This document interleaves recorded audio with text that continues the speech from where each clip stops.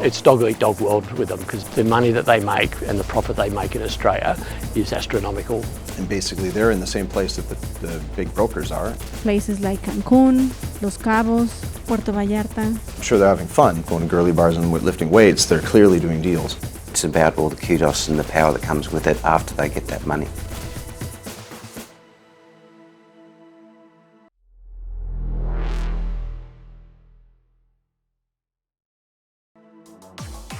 Lázaro Cárdenas, the busiest cargo port in Mexico, and the strategic go-to for narcos, shipping drugs out of the country. Mexico's navy is on frequent patrol, but the deals are done far from here. On the sun lounges of the country's tourist hotspots, among the buyers, Australian bikies. They are clients. They are visiting places like Cancun, Los Cabos, Puerto Vallarta, and Mexico City. So we can tell that there are lots of meetings taking place. Mexico is one of 4 new bases for our outlaw gangs, along with Colombia, Laos, and Thailand. I'm sure they're having fun, but the reality is, on the side of that having fun and doing some, going to girly bars and lifting weights, they're clearly doing deals. It's a business model, so they're closer to the source. They're brokering different and better prices from the countries that produce and make these drugs. And they are doing what was once considered unthinkable, working together. I'm talking about outlaw motorcycle groups like the Comanchero, the Lone Wolves, the Hells Angels. Recently there was a large seizure of tequila, which ended up being about 4 tonnes of methamphetamine that was going to Australia. And our intelligence back home suggests that it was the Lone Wolf and possibly Comancheros that were jointly involved in that project. The kind of traditional rivalries that people may have talked about in the past don't really exist at this level. It's about who can help make the money, get product in, and then get money out.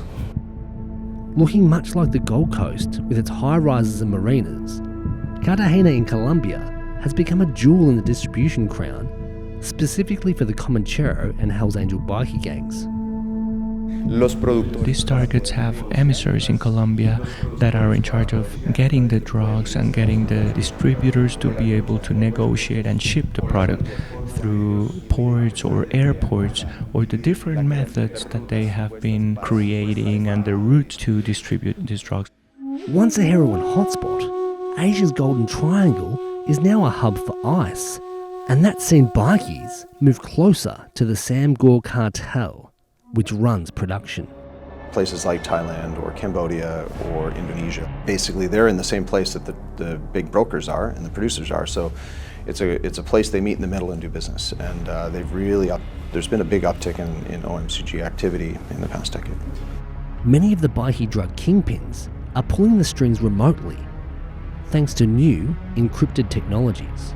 I can sit in Turkey, use an encrypted phone, message business associates and arrange for a drug export from 2 different countries where I've never been, and then use a money laundering service to have that cash arrive where it needs to be without actually physically being myself. Yeah, look, 70% of our high-value targets actually operate offshore. Transnational serious and organised crime now is truly globalised and it's industrialised. So the ability of them to have a communications device that they believe is impenetrable to law enforcement is quite significant. It actually improves the speed in which they can actually source materials, distribute those materials and bring them to the consumers. But not all are fail-safe, as the Anom Trojan Horse app showed in 2021.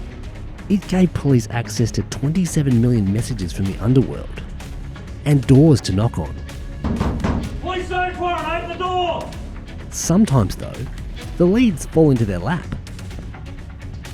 Rivals sabotage each other by phoning police hotlines with tip-offs to the AFP and to other agencies so they can put the resources onto other organisations and cuts out some of the competition. It's dog-eat-dog world with them because the money that they make and the profit they make in Australia is astronomical from cocaine and meth trafficking.